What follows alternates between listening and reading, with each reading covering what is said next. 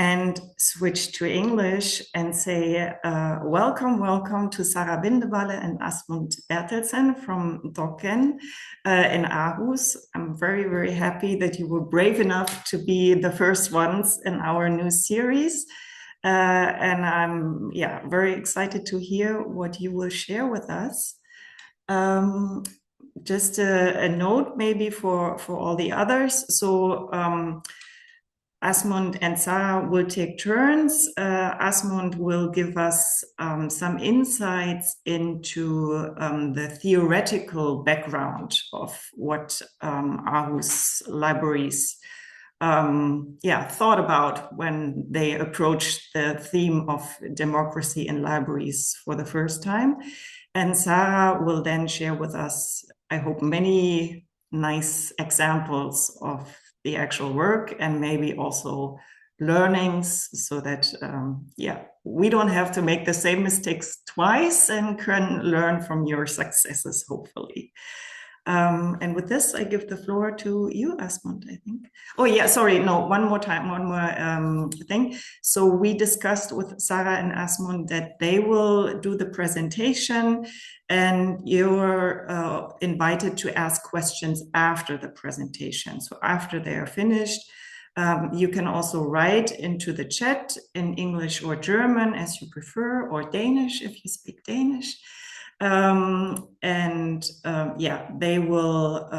We will get into a discussion and a dialogue after the presentation. That is, unless it's a question that it's something to clarify or you didn't understand a specific thing, they need to repeat something, then please don't wait until the end of the presentation, but ask right away. And I will try to keep an eye on the chat. Okay. So, but now, Asmund, please.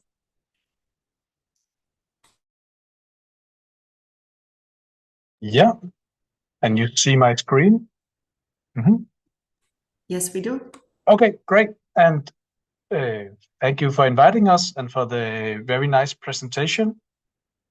As Juliana just said, we will talk about the democracy initiative here at Aarhus Public Libraries, and we choose to call our presentation how public libraries can help keep democracy alive.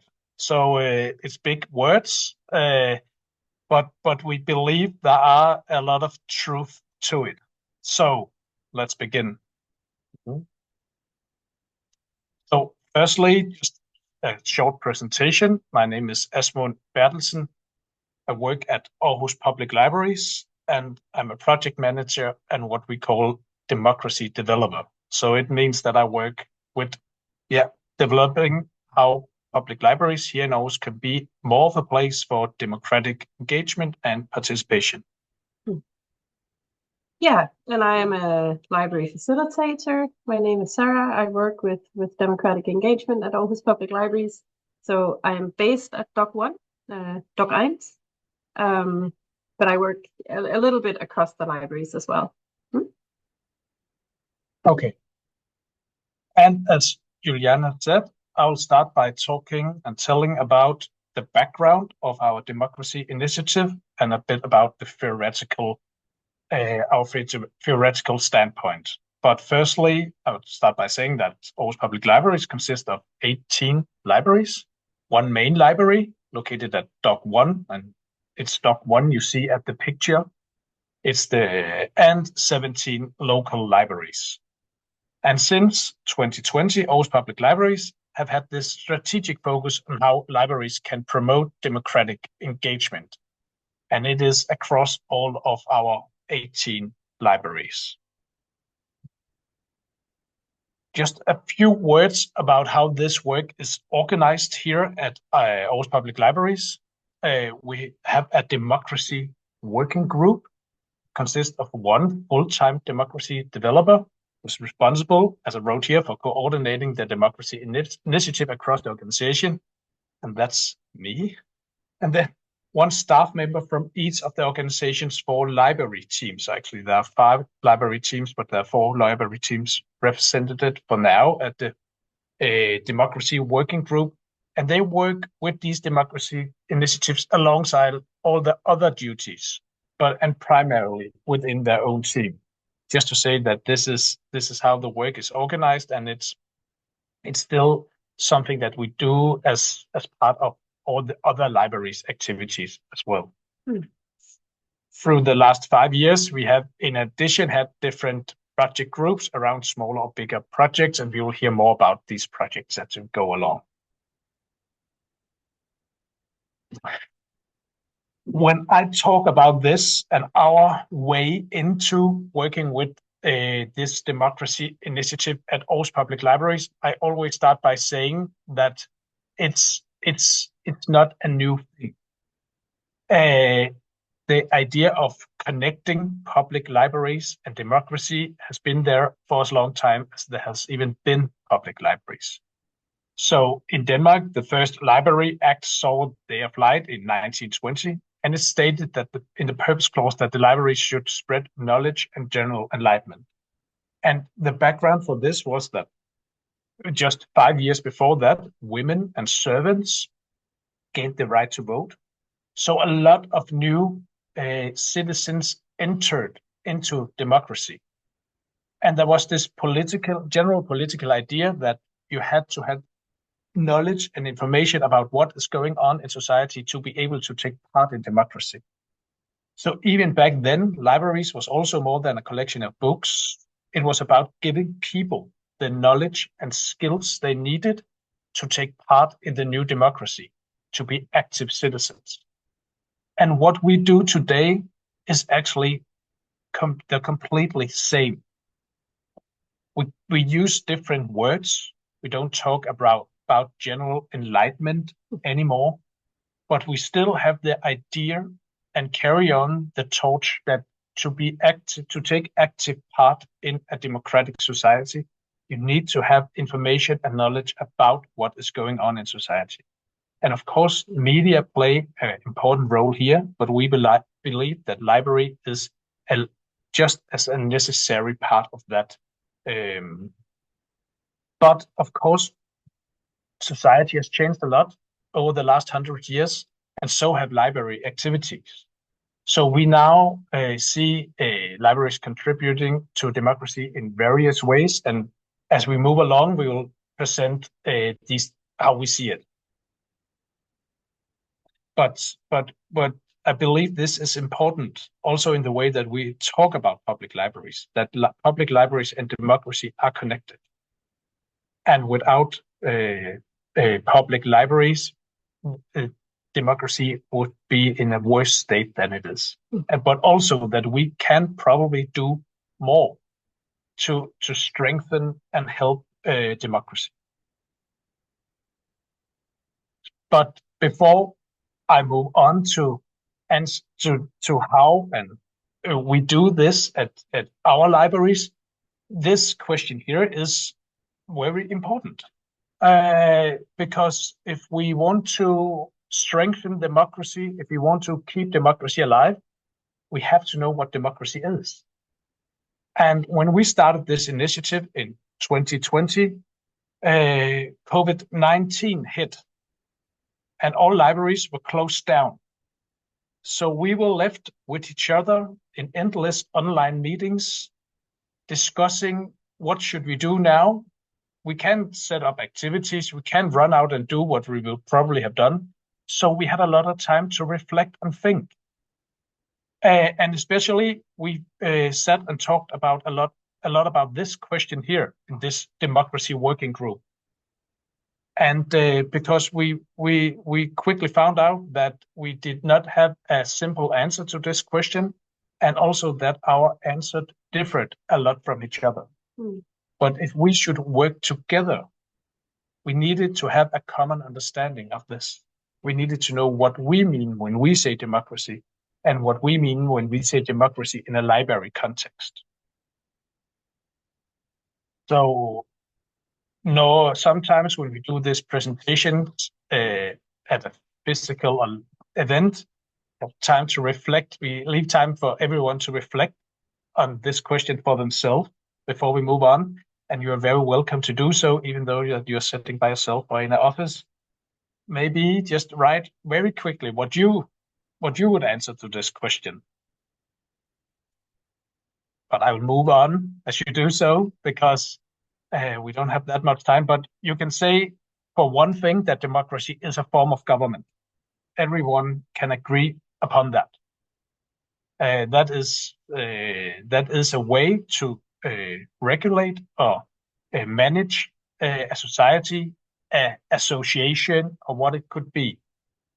And there are some rights, like the right to vote, freedom of speech, freedom of association, so on, that connects to democracy as a form of government. There's also some procedures, freedom and regular elections, majority rule with minority protection, separation of powers, and so on. So there are all of these things that can be written down in a constitution that forms democracy as a form of government. But if democracy was only this, then more or less all democracies would be perfect, because all of this is in place. There are very good constitutions in most democracies where these rights and procedures are described and defended by law. But as we know, democracy is not working perfect. There are a lot of other things to democracy as well. And we found a lot of inspiration in the thoughts of this man here. His name was Hejlskov. He was a Danish writer, democracy thinker, and just in the years after the Second World War, he wrote a book called "What is Democracy?" He wanted, after that global crisis, to investigate what is democracy really. What can we say about democracy? And his main conclusion was this: that democracy is not just a form of government. Democracy is a conversation. It's a way of acting, a way of interacting with people, where respect for the individual, the community, the environment, and society is central, and where prejudices are challenged and arguments change opinions. So now there was more we could work with here at the library. How could we be that place for that conversation? How could we create rooms or create places where people could interact with other people, where we could make sure that there was respect for the individual, the community, the environment, and where we could make sure that prejudices are challenged and arguments change opinions? How could we create such places, such events? And we moved on also because we found this next quote very inspiring, where Hejlskov says, "Democracy is not a victory that has been won, but a struggle that continues. It's not a result achieved once and for all, but a task that must be undertaken anew. Above all, it's not a doctrine that can be simply taught and quickly adopted. It's a mindset, a way of life." That resonated a lot with us and really changed our perspective of our work, because what he says here is that we can't just rely on democracy as a form of government or something that is put on paper in a constitution. We must all strive to keep democracy alive every day, to practice democracy. And to practice democracy, we need to meet other people. We need to connect. We need to have places where we can do so. And where can we act, or where can we practice democracy? Well, our conclusion was at the library, of course. So for us, democracy is a conversation, a mindset, a way of life. And we work to find ways that this form of democracy can take place at the library. Light just shut off where I am. So. Okay, so on that, with that theoretical aspects from Hejlskov and what you can call this deliberative way of looking at democracy, we formed this understanding of democracy, where we have democracy as a form of government in the middle, but we focus on all the things that's around this, around government. So in the orange circle here. So we believe that democracy happens between people who meet, listen, and take part as active citizens. We also think of democracy as something that grows and stays alive through ongoing public conversation and debate. When public conversation and debate are alive, we, all citizens and decision makers, gain insights needed to make better decisions. So how can we transfer idea, knowledge, and so on from all of us to decision makers, and from decision makers to all of us? We also believe that we learn democracy by doing, through real experiences of dialogue and participation. We are not born as democratic individuals necessarily, or not at all. We have to learn to do democracy.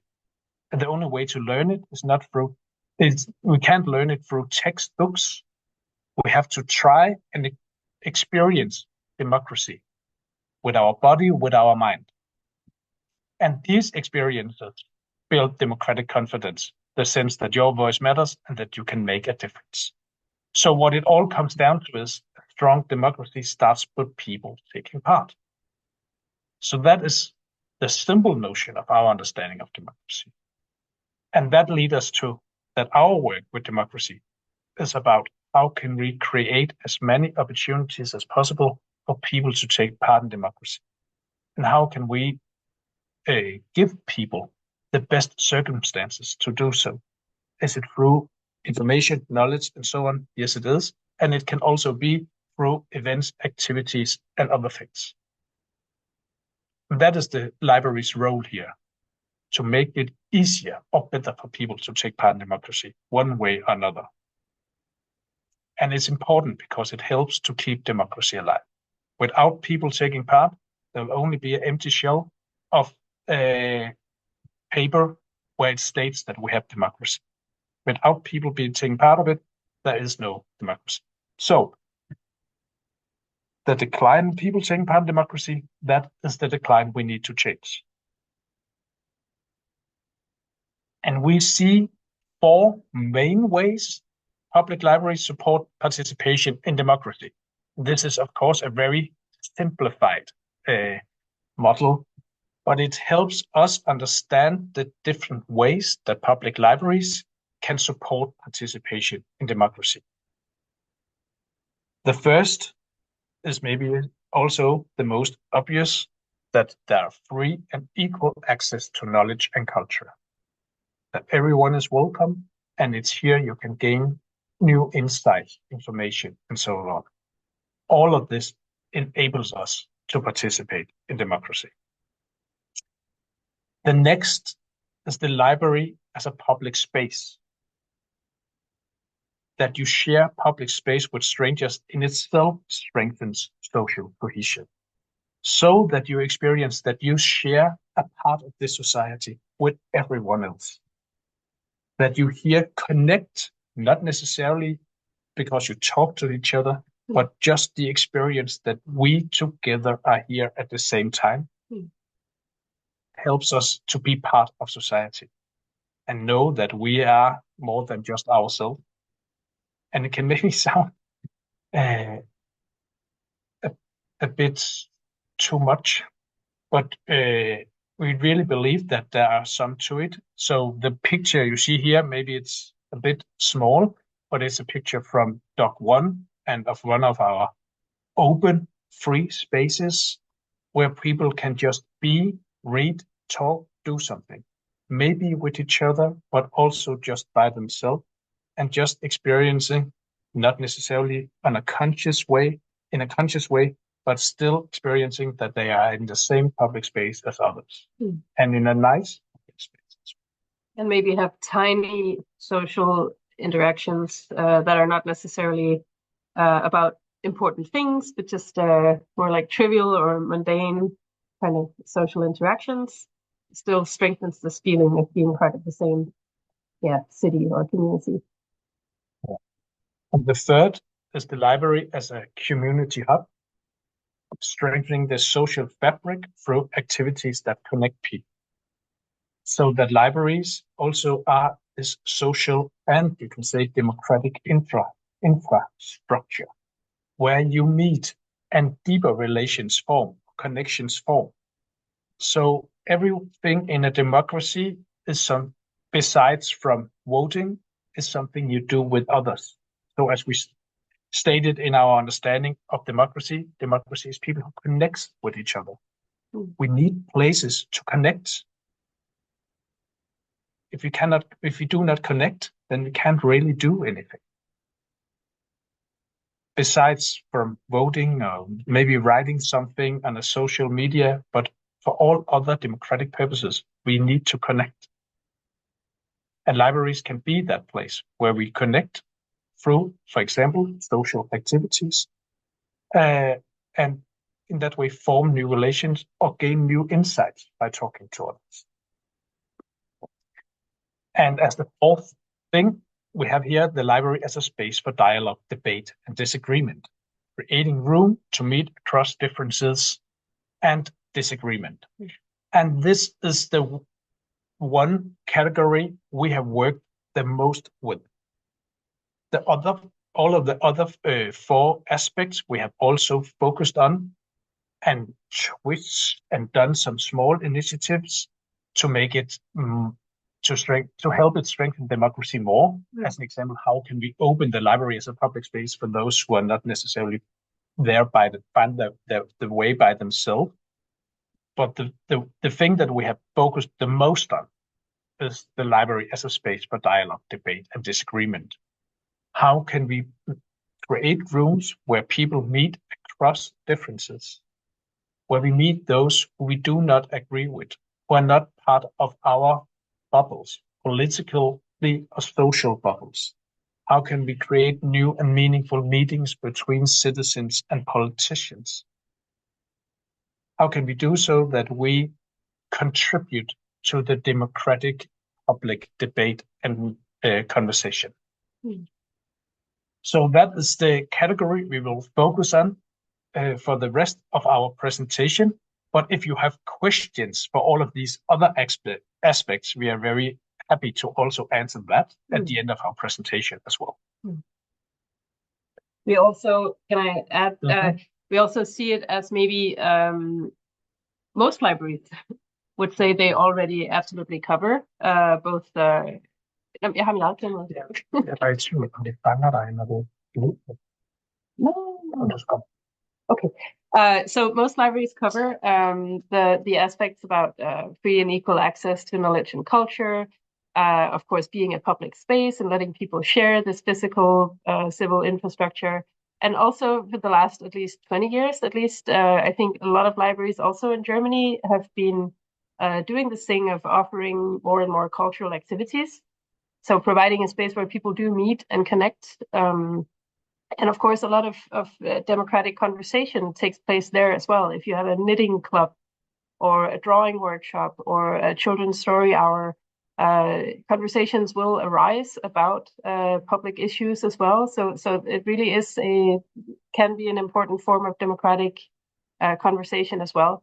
But the fourth one, the library as a space for dialogue, debate, and disagreement, is the one that we see a lot of libraries maybe a bit hesitant to begin to explore what that can mean. And that's what we've really been focusing on, trying to investigate how we can ramp up that aspect. So that's why we're focusing on that. Yeah.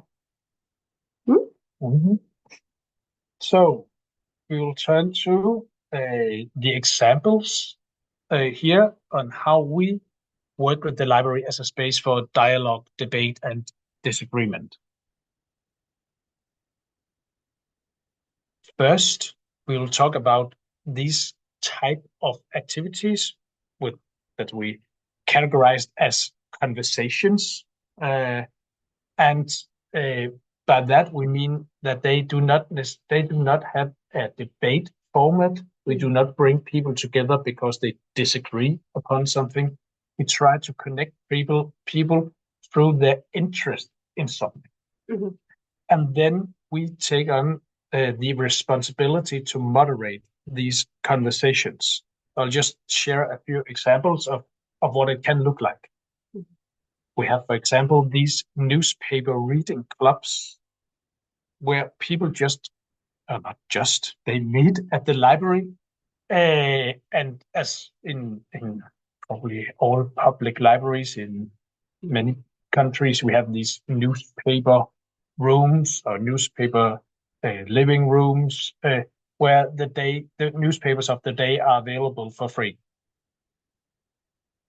Mostly people come to these newspaper rooms to read by themselves, and that is also a great thing because you gain insight, information, knowledge, and you still experience being at a public space. But we thought maybe these people would also like to connect and talk with each other.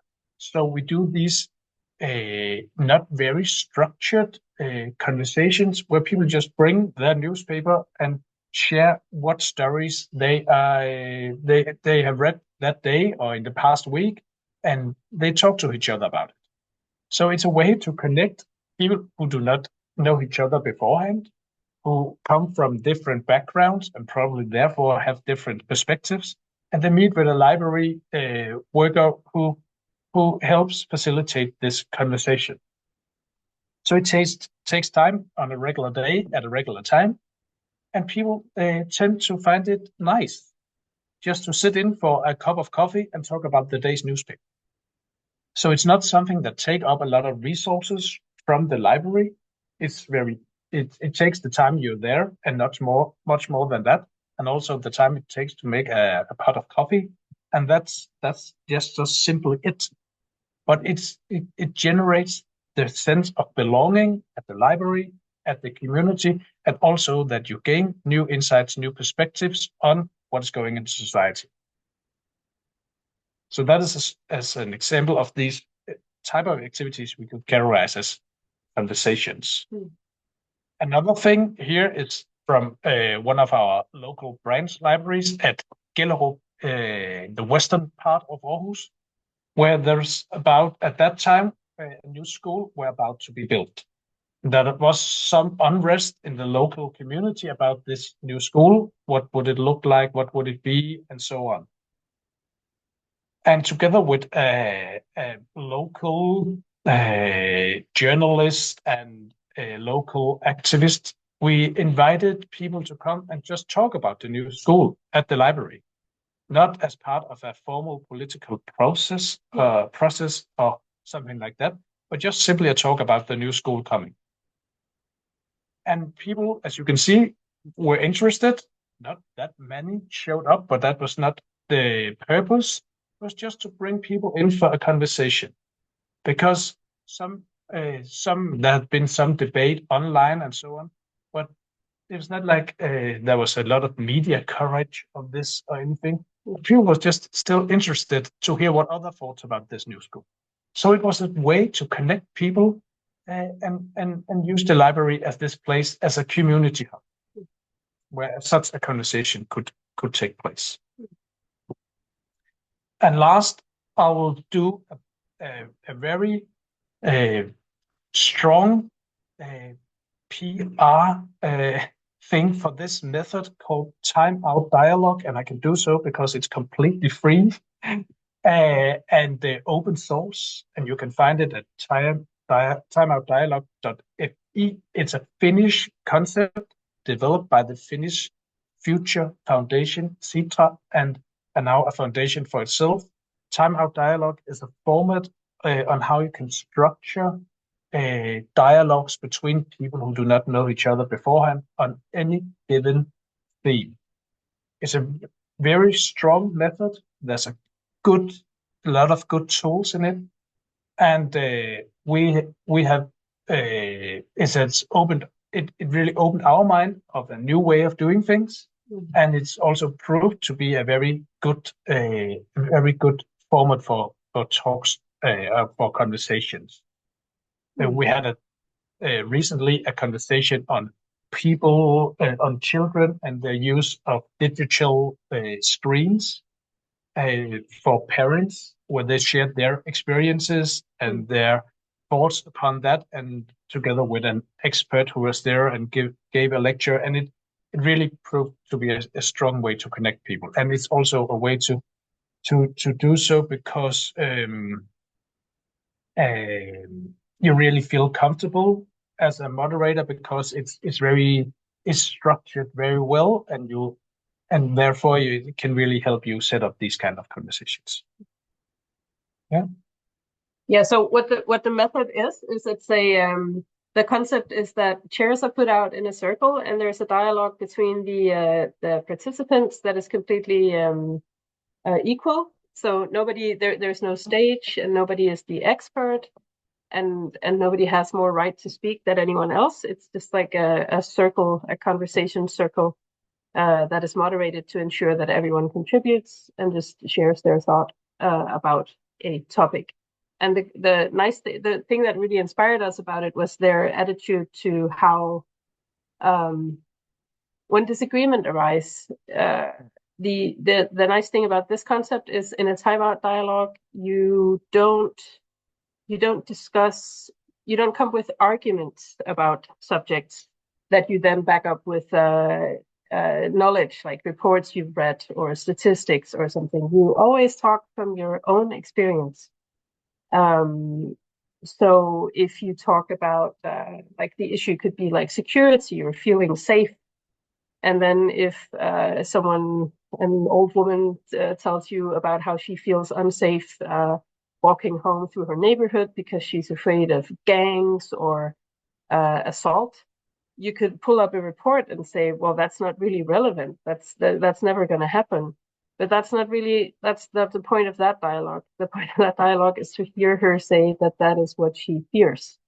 You know, you can't learn anything about the statistical chance of that happening, but you can learn that is how she feels. So it's a way of learning from each other's lived experiences and feelings.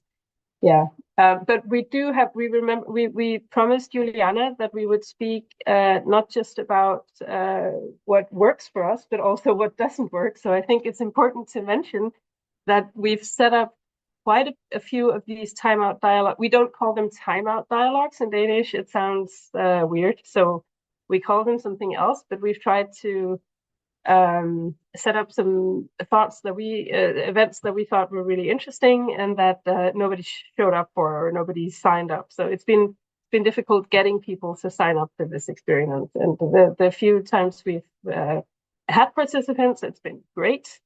But it's still worth mentioning as a great concept to find inspiration from, because some of the thoughts behind the method have inspired us a lot in what we do, and we've sort of massaged it into other concepts that we do, and so on. Can I just ask Juliana, if I speak into my own camera now, do I come up? Because my microphone is not on. I thought maybe. No, I mean it's good now. I think I mean, for me, I hear you well, and as far as I can tell, the subtitles work okay as well. Okay, great. Then I will concentrate on the screen. Yes. Okay. Yeah. Okay, we will move on to debates, which is another, what you can say, category where we here focus on on bringing together opposing viewpoints. It's a bit softer and less dangerous, less potentially controversial to just do events where conversation is in focus, where there's not a debate, there's not necessarily political disagreement, or if there is, it's not the focus of the event, like the ones we just mentioned. And we do know, I mean, we've been this April, we visited some libraries in Germany, in Hamburg and Berlin, and heard that at some German libraries it's difficult to make events that might turn political, turn controversial. There might be too much anger or controversy or provocation going on for it to be possible. So we're very aware that we are not in quite the same situation here. Although I believe we're getting there, but that's a different talk. So there's always this possibility of, like the ones we just talked about, just housing conversations about a subject. But we have also experimented quite a lot with regular debates in various formats, and we have some examples of those. So if we go back 10 years, maybe, it's not that libraries didn't host debates, we did, but they would often be arranged by outside organizations. So we would be hosting, but an NGO or an institution or something would ask us, can you be the venue for this? And we make the actual debate. And so that did happen before also. But what we do now is we spend more efforts in making them ourselves. So we decide what we want to do events about. We often moderate them ourselves. We often invite, decide who to invite, and very often also engage partnership organizations into the planning process. I have one right now where there's a very famous LGBTQ music album. It's 15 years ago this year that it was published, and there's a book about it. Most Dangerous Record in Denmark, it's called. And I would like to make an event about that, but I don't think I should decide what form that event takes and who should be invited and so on. I think that should be someone from the LGBTQ community. So I'll be reaching out to partnerships organizations and saying, would you like to co-arrange this with us? Yeah. But this first example here is the woman in the middle of the picture. She is a researcher. She has been traveling a lot in the Far East and investigating clothing production. And she wrote a book called There's Blood on Your Clothes. And first I thought I would just hire her for a lecture about clothing production. And then I thought, no, it might be interesting for people to get a bit more, to get some debate about how this takes place. So she did a small lecture first, just 20 minutes. And then we had a debate between her and the gentleman in the middle is from a union that also works internationally with workers' rights. And the gentleman on the right is from a really big clothing company called the Bestseller Group. It's one of the biggest companies in Denmark. And they happen to be our neighbor here at the harbor, just next to Dock 1, basically. So we thought it would be great to get them. So we invited these three persons to have a conversation about clothing production and workers' rights and what you as a consumer can do and so on. So that's just one example that there was disagreement there. And yeah, we didn't moderate that one ourselves, but it was a really interesting debate.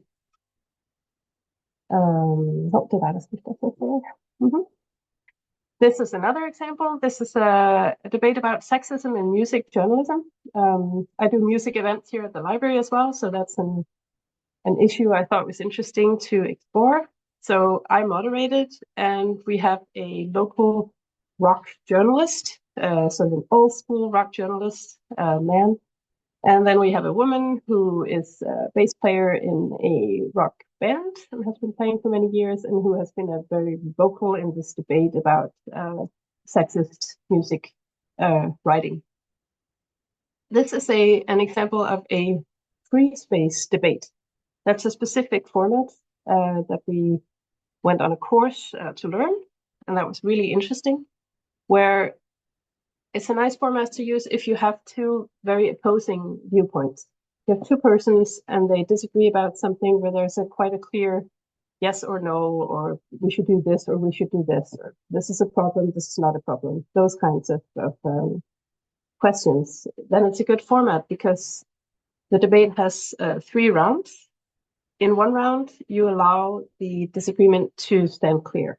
So you just let them each explain their viewpoint. In round 2, you encourage them to investigate nuances and further perspectives and gray areas. You ask them, what do you think is your opponent's best argument? Or what issues have you completely changed your mind about during your life? So sort of soften it a bit and encourage them to see nuances with each other and with the subject. And the third round is where you involve the audience. The audience become participants, and so instead of just a short question round at the end, quite a lot of the event is taken up by them speaking up and then joining in. So the point is that it's not that disagreement can't be there. It's fine if people leave and they still disagree. We don't have to end up agreeing or finding solutions, but we need to learn something. Like the slogan for this debate format is, did you learn something? Did you get wiser? So that your understanding of your opponent's views are clearer, and things like stereotyping and strawman arguments and so on are rooted out. So that's a great format for issues where there's a lot of disagreement. Yeah. Mm-hmm. This was the same concept, actually. That was also a free space format. That's our colleague Peter, who's moderating. This is an example of a very hyper-local debate. Music in sexism in music journalism is an issue that the whole country was talking about at that time. This is something that only people in Gellerup were talking about, a very local, smaller library. They were talking about it a lot. What should we do with this old shopping center that was about to be torn down, but that has a lot of history and means something to a lot of people from the area? So there were an architect and a person from a developer firm invited to debate. One thought it should be torn down, and one thought it should be renovated and built upon and made greener and so on. Yeah. So just once again, also by encouraging the public to join the discussion in the third round, it was a very meaningful event about this very local piece of development. And I can maybe also add that there is a general experience that we have, that when we do debate or conversation activities around very local issues, people are very interested to come to the library and to take part. We experience that people really miss the opportunity to talk with their local neighbors, their local community, about what is going on where we live. Because as a general tendency, there's not much local media coverage. These hyper-local issues, they do not get any media attention, really. So people are left with very little knowledge about what is going on where we live. Is Facebook groups a thing in Germany as well? These groups for, we who live in Kreuzberg, or smaller areas probably. I don't do Facebook myself, but maybe somebody else knows whether there's a Facebook Kreuzberg or a Facebook Prenzlauer Berg group. Well, in Denmark, most local areas have a Facebook group, and there's a lot of conversation there, but it's not always conversation that you learn something from, or that makes you, love your neighbor even more. It's often angry and heated and dominated by a few certain voices. So yeah. And as it is for many online discussions, they loses focus very quickly and turns into be about something else. And there are a general lack of factual information, and people claim something and others claim something else, and so on. So we have seen and that these local topics are very important, and there's a lot of attention to it when we invite people to join in for debates or talks about local issues.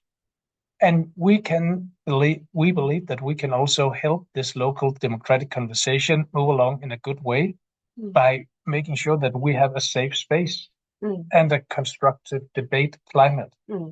So, and we can also mix it with different cultural elements and so on. So there's really a lot of interesting ways to go with these local events. Yeah. But that the same thing really goes for national events or global issues, that a lot of public debate and discourse has just moved online the last 20 years, and it's just not working. It's just completely broken. it's not a democratic conversation. There was a hope once that it might be, but that's not where we ended up. So we really do see this. I mean, one thing is, libraries can be a great space for having these conversations, but the other question is, what else could? I mean, what other places do we have where people come regularly? It's free. There's a very low threshold for entering and joining. And you don't have to be a member of any kind of club or institution or organization or have any kind of special viewpoints to join. So we more and more feel like, if not here, then where actually is this public discourse taking place? Yeah. Okay. Yeah. Yeah. That's another free space debate, actually, just very shortly. An example also, a very controversial topic, assisted suicide. Should doctors help people who wish to receive assistance in dying? So we have an opponent and what's it called? Someone who's pro and someone who's con. And we took it, we've brought it here in the seminar because it's an example of something that you might think this was maybe too sensitive, or you might shy away from making a debate about it. It was kind of a wild room to be in. There were a lot of emotions when we got to the third round, and the audience could join in. The first one who spoke stood up and held a moving speech and cried a lot. And I saw a little glimpse of panic in Peter's eyes, because that's what we had been fearing, how much, how personal will this get, and will we be able to make it into a meaningful conversation for everyone? But that just happened automatically. Again, people responded so gracefully in a way. Several of the ones who rose to spoke were moved and cried a bit, but everyone knew that's what, that was natural given the topic, and it still became a conversation that was, meaningful all around. And a lot of people thanked the organizers when they left and said it had been really good. So I think the general thing to take from this, for me, is that people, when you're online, you lose all hope in humanity in a way. And when you meet face to face, you regain a little bit of it. And that goes for sensitive personal issues like this, life and death, ethics.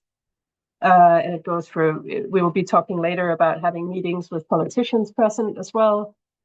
Exactly the same thing. People are so, politicians are nice and approachable, and people are reasonable. Even if they're angry, they have there's a will to make conversation happen and to have a good evening together that we just see over and over again, no matter what we do. Yeah. I'm just about to say the exactly same. Yeah. So when you bring people together, eye to eye, we tend to behave very nicely towards each other. Yeah. So let's do that. Yeah. Listen respectfully and so on. So I think that public conversation has gained a very bad reputation, but it's mostly from what is going on online. If you meet face to face, then it's often better than you think. Yeah. Okay. We're here, citizens and politicians. Yeah. And that is our third category of how we support these kind of events. And that is, of course, a category by itself, because we here bring citizens and politicians, or citizens and decision makers, or other people with power into the same room. And there is an unequal distribution of power there that we have to be, of course, very aware of. But we have tried to work with that in different ways, so that we open up the room and try to set it up so that you, as an ordinary citizen, feel comfortable sharing your thoughts or opinions about a given topic. and so that you have the ability, and so that you are invited to participate and not only listen to politicians or other decision makers. That is our general rule of thumb, that we want people to be able to participate, to share their thoughts, opinions, views. One example of how we did that was this event at Gellerup again. Very good, many good examples from that library. Gellerup is an area of Aarhus where there has been and still are some social unrest due to political debate about the area and the political ambition to change the area. And one of the things that's been a lot of debate about is tearing down housing blocks, housing buildings in this area. And there has been, among the people who live there, a lot of distrust in politicians and in general in the city, towards the city council. So we wanted to do an event that connected the local community, where people were invited to share their dreams about what they want for their neighborhood, their dreams for Gellerup. We also invited the mayor, that is the man in the gray suit, and some of the very big building developers to take part in this debate. But we also said to them, these people in power, that they were not giving a privileged position. They could take a chair like everyone else and ask for the microphone as everyone else. So there was no stage, there was no podium. And they were not presented either when the evening began. I mean, if you can't recognize the mayor, then you don't know that he's here. He was not introduced. So this was very important for this event, because it also when you ask for the microphone, the only rule you can say was that you had to start with sharing your dream about this neighborhood where you live, Gellerup. And what also happened was that people were not talking to the mayor or to the big developers. If they were put on the stage, you would have looked up upon them and talked towards them. Now you spoke to everyone else who was there from your community. The mayor also asked for the microphone and shared his dream. And I found that to be a very powerful moment to experience that he also has dreams for this area. So,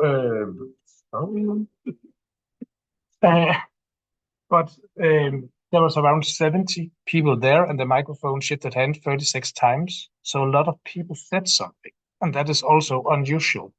But we believe it was because that you spoke to your neighbors. You should not speak to someone in power, but the ones in power, they listened in. So trying to do these kind of formats where we move the stage, move the podium, and give the politicians also to be part of that conversation. And what we experience is that not only do the citizens feel it easier to say something and share their thoughts, but the politicians also enjoy these kind of formats because they also want to listen. They find it very meaningful to hear what people have to say. Yeah, that's another Gellerup example. I didn't realize you were that heavy on Gellerup, actually. But that is nice, because Gellerup is an area where you might be a bit hesitant in setting up events like this and saying, how will that go? Because it's a very underprivileged area, and not one where a lot of debate and conversation has been hosted at the library before. This event was called The Water is Coming. It was about climate change and how it affects the local neighborhoods surrounding the library. So just, again, very hyper local. What is going to happen? What is going to happen to our streets and our gardens and our community? There were some local politicians, also civil servants from the departments of the city council who handle these things. And then there was just people, neighbors, talking about what is going to happen to their area. So not to go into too much detail about that, but again, the interest was there. A lot of people came. There was a bit of knowledge shared and an opportunity to talk to the people responsible from a city council level, but there was also a lot of this community action aspect for what can we do together and how can we exchange knowledge amongst us and so on.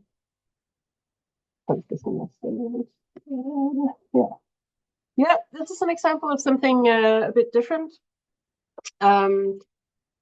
This is a debate about whether Denmark should recognize Palestine as an independent state. The people debating are youth politicians. I'm not even sure if you have the same system in Germany. Oh, you do, because we all just heard about the AfD new youth group forming. Yeah, so you do have the youth parties, youth versions of the major political parties. We have the same here, and these are all spokespersons from the local youth party. They debate this question, and the invited audience is school classes, teenagers from the 8th and 9th grade. And from very different schools, from a school in an area with a lot of ethnic minorities, and from a city center school with a lot of privileged children going, and so on. So quite different pupils, and they listened to this discussion. So, and the discussion was quite a classic panel debate, and it was moderated not by us, but by there were two national newspapers who set this up. So, but it's just an example also of something that feels meaningful, and where you as a library maybe are not so much in the firing line. You don't moderate yourself, and you don't. It was these two newspapers who set it up, but the library works as a place where you go to see that event, to participate in that a political discussion taking place, and school classes listening. That was really nice, a good event. Once again, impressed by the local politicians, the young ones, and how good they were at listening to each other, speaking respectfully to each other. The young ones in the audience as well, when they gave questions, they were very respectful, and yeah. But we invited them, we set it up. So we reached out to these newspapers and said, could you do this event here? So that's the part that we had in it. Er det det, vi har ud over den store? No, coffee and politics. Okay, yeah.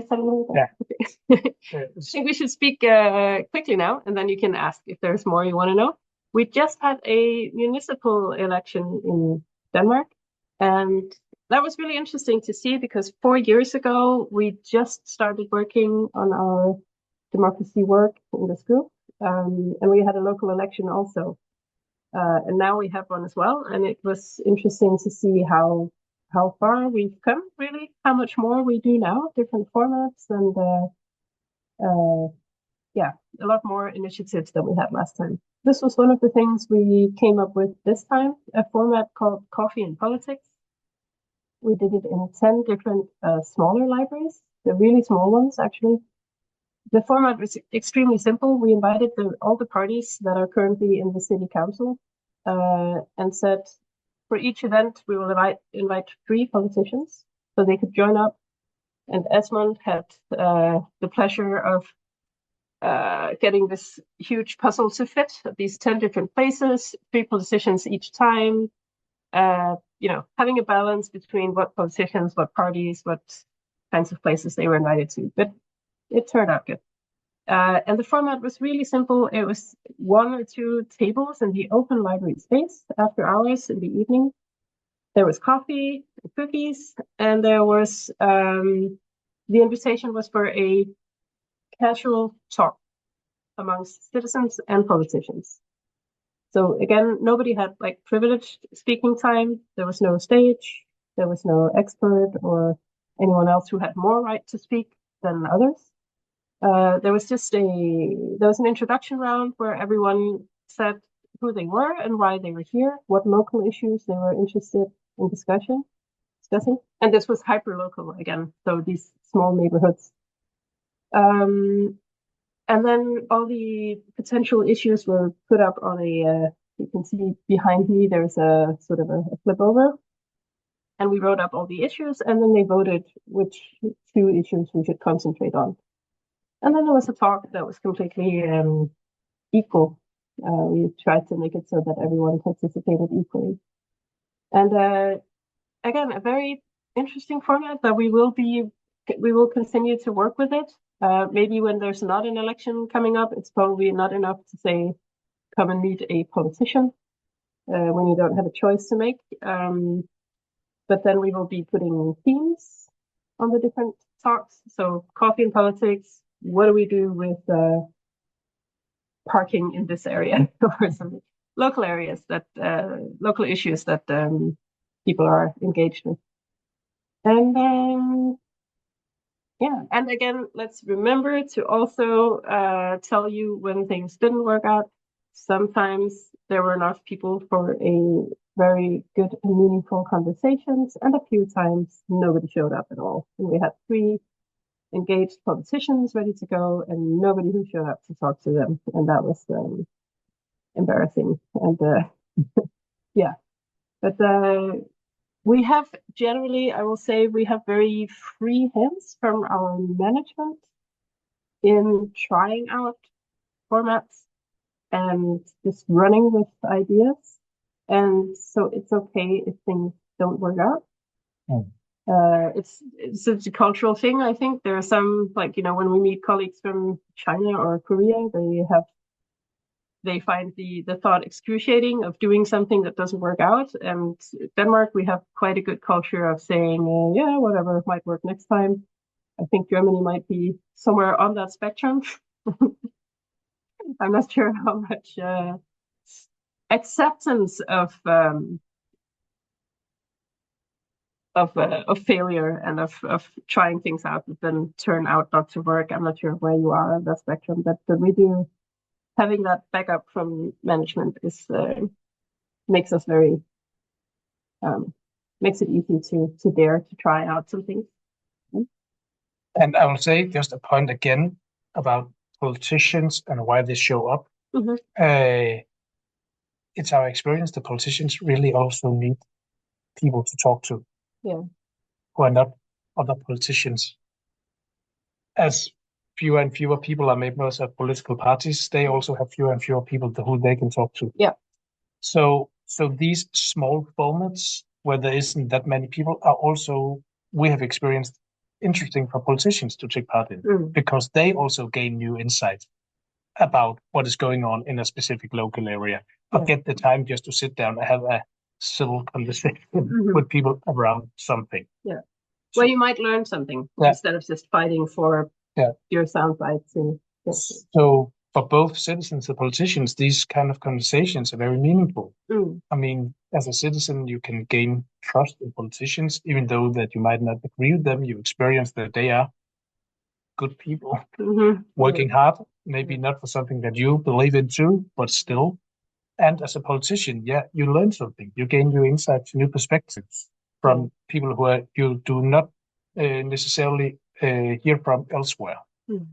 So this way of bringing politicians and citizens together around these small formats also have a big democratic value. And again, they can be very simple to set up, because you as a library facilitator or moderator here do not have to prepare a lot beforehand. You need a structure on what you want to do, but you do not have to be an expert in all these local issues. You have to be an expert on how to moderate a good conversation, but that is mostly around being a good host, a welcoming host, as you would be at a dinner party at your home. Like that.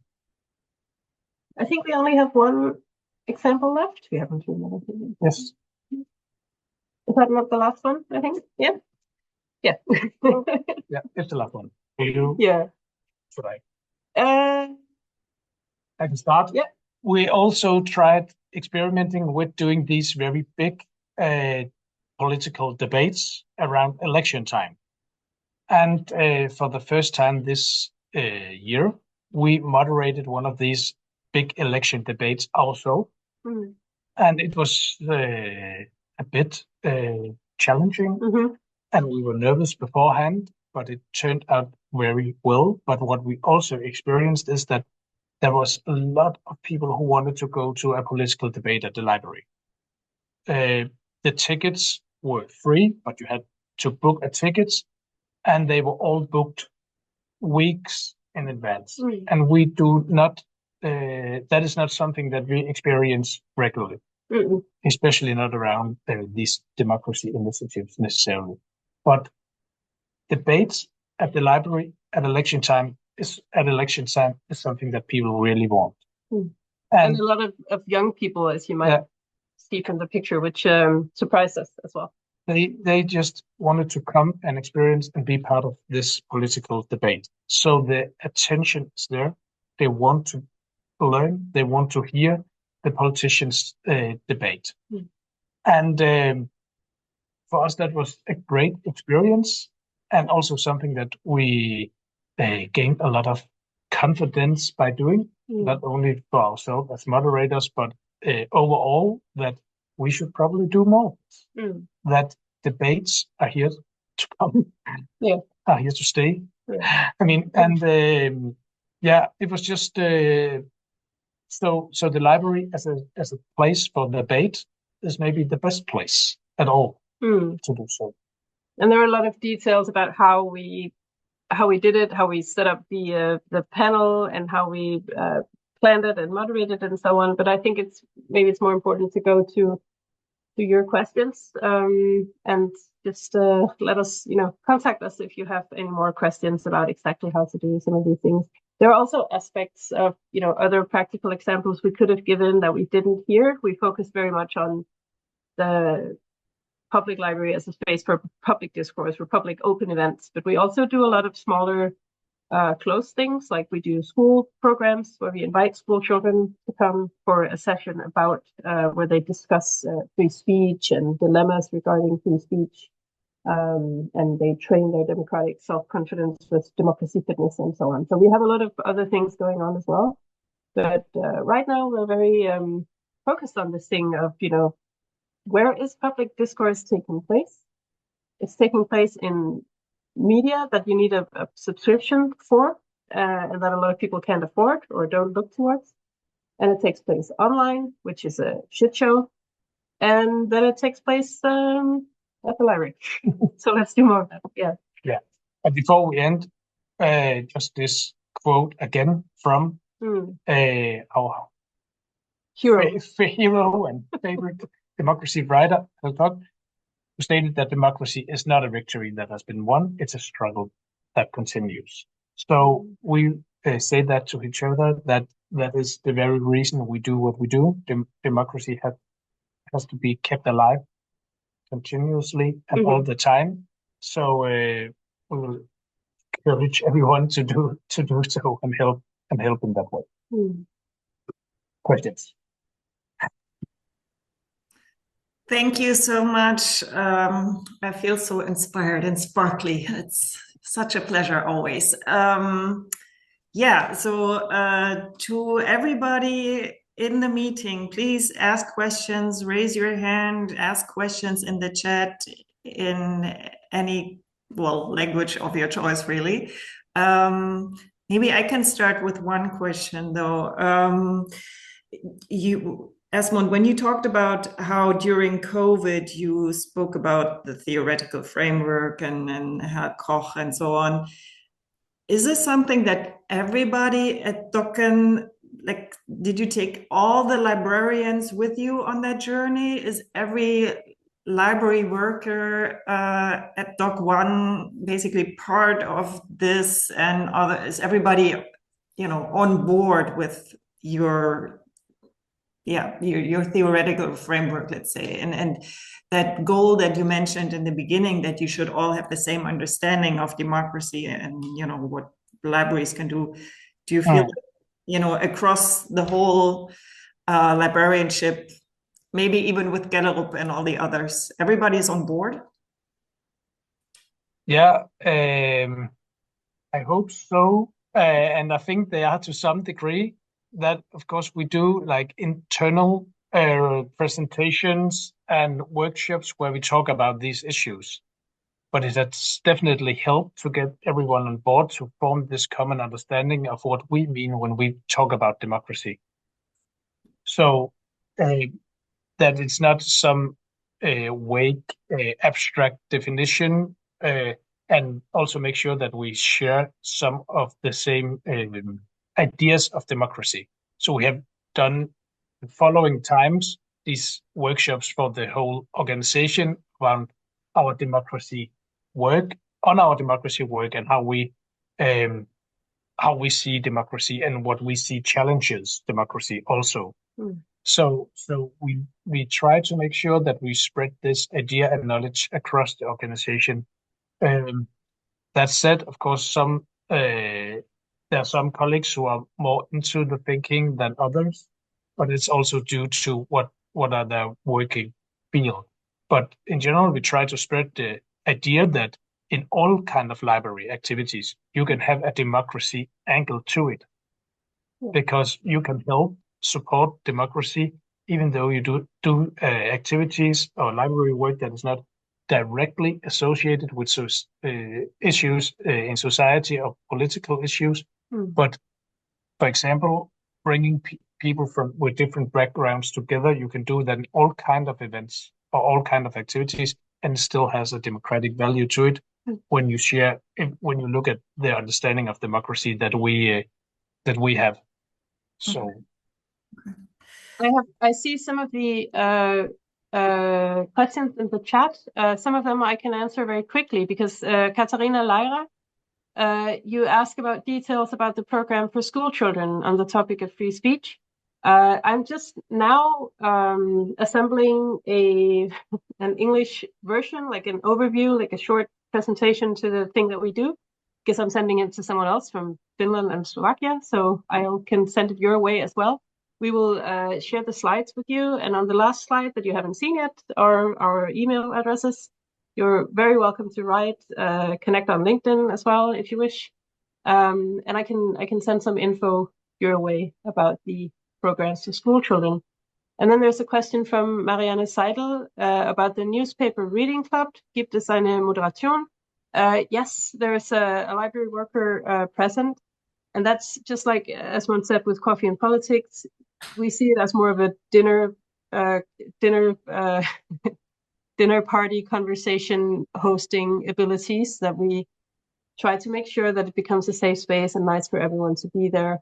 But then also, just like Diana Reihe later says, many librarians might fear that a political discussion could get out of hand. Has that never happened to you? Yes, sometimes. We have had some challenging developments in all kinds of formats that we do, where people have been difficult to handle, and the atmosphere has gotten heated. To say it very shortly, I think that we are learning how to handle that in a good way, and we don't see it as a reason for shying away from hosting these conversations. We see it as an opportunity to learn more about how to handle it and to host it, and that is really interesting, and one of the things that I think will be even more interesting in the coming time. Because again, where else does it take place? I mean, online, which is hopeless. So we need to learn how to talk together, including, given the major polarization that we have in Denmark as well. So we're trying. This is not something that we have that's been decided yet, but I have a little dream about making maybe like a small moderator course for library people, directed exactly at this, like what do you do when the topics are political, when it's controversial, when it might get heated? How do you handle, because we have so many cases now that we could go through and discuss with dilemmas with people. So that's just a small, if that's something that might be interesting to anyone, you can just keep an eye out. Yeah.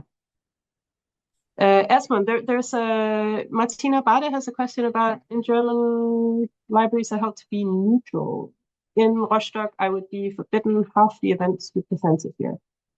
Hmm. Yeah, in some Danish places as well. Yeah.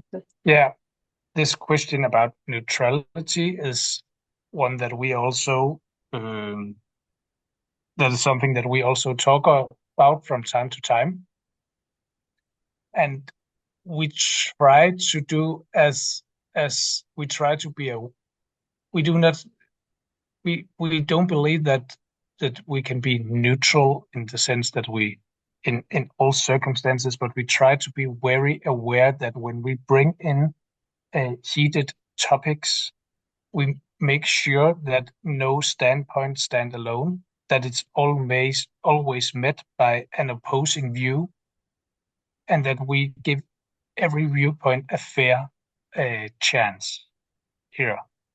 So we rely on the way that they do journalism at the Danish National Broadcasting Company, where they are publicly funded as well. How can we make sure that we try to be a place for all opinions and views on different issues? But it's of course not easy to do so, but it's something that we believe we need to do. And also about the neutrality thing, we talk about not being neutral because we are a democratic place. We are a democratic institution.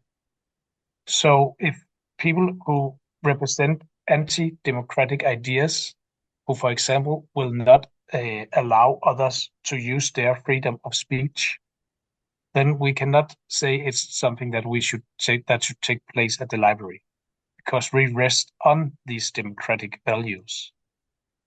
So everyone is allowed to speak, everyone is allowed to participate, and we can't rule anyone out. And if some believe that others shouldn't have the right to be there or the right to speak, or won't respect their right as individuals, then it's not a place for them to take part. So listen to each other, do not obstruct the debate, and make sure that everyone has a free chance of being there, and that it is a safe space for everybody.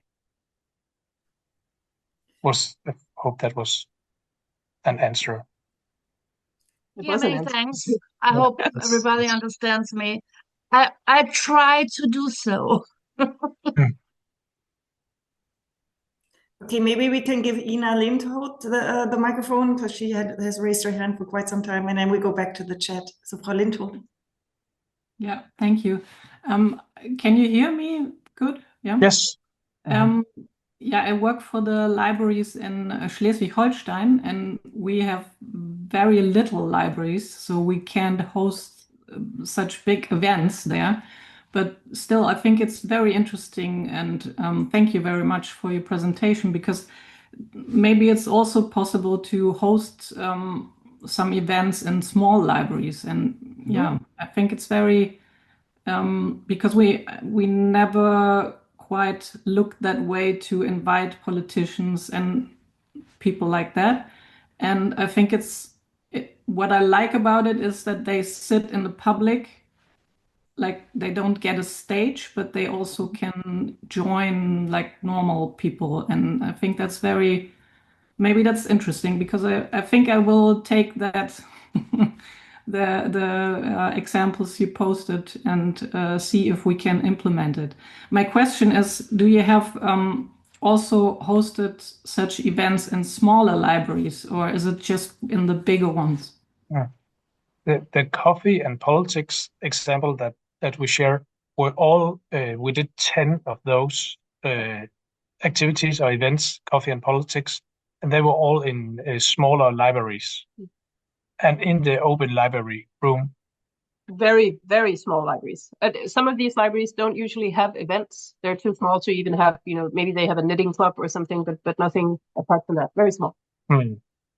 So I would say yes, and to that, and actually it works very well in smaller libraries, because maybe the community there are tighter together, and also around these where you do talk conversations or even debates around local issues are also very relevant in smaller libraries.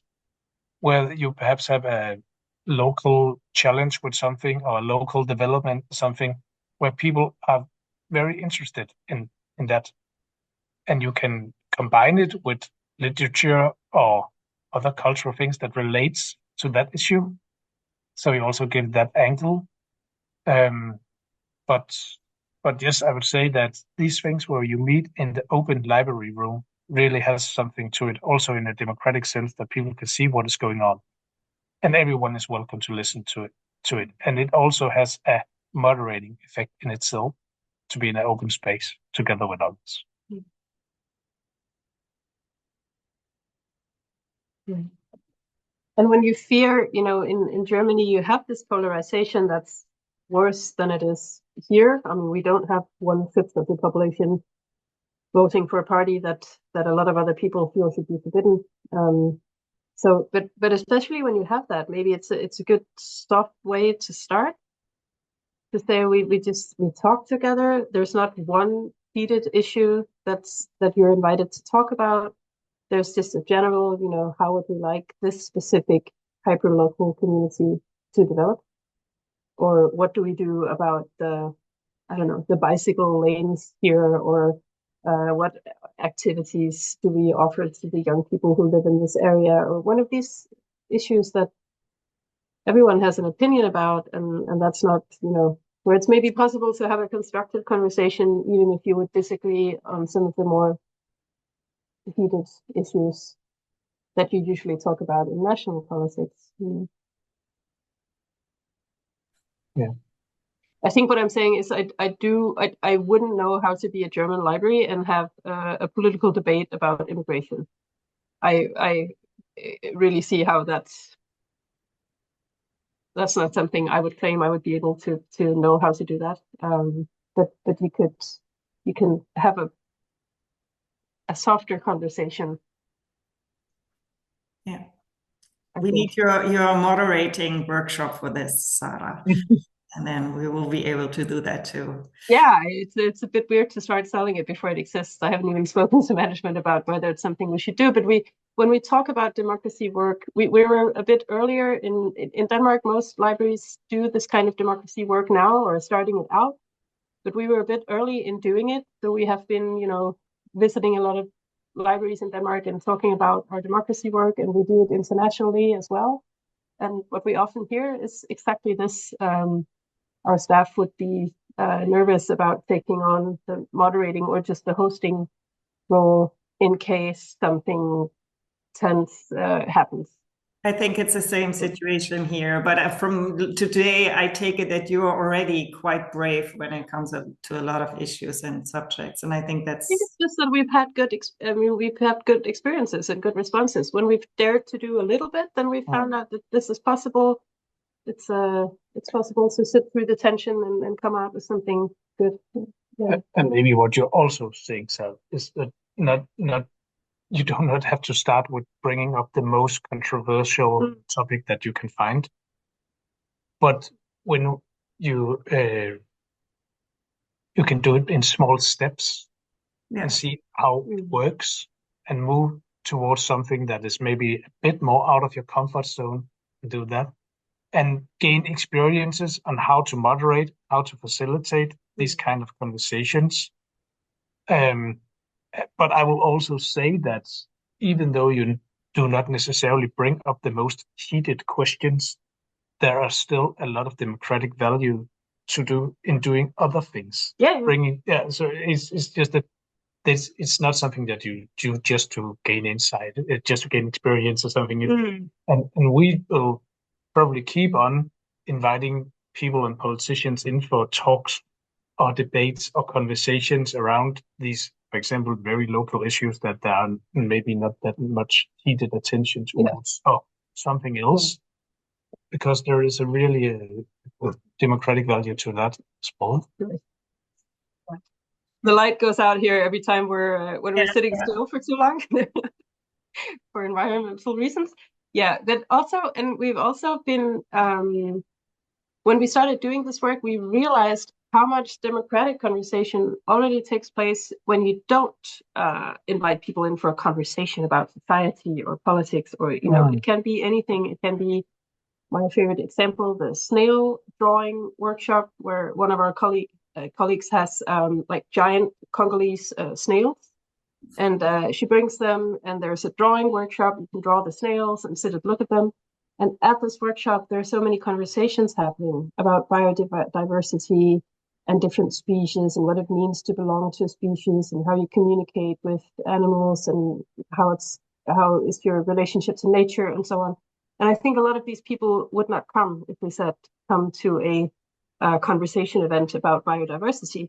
Yeah. But they come to draw the snail, and then that conversation takes place. And I'm sure you all do events already where these conversations take place, and that's great also. But there's a middle ground between that and then saying, come and let's discuss, national politics. And the middle ground can be, let's talk about what it would take for us to feel safe in our cities, or let's talk about schools, and then set the rules for a good conversation. Like, be very clear about your intention with the event before you start.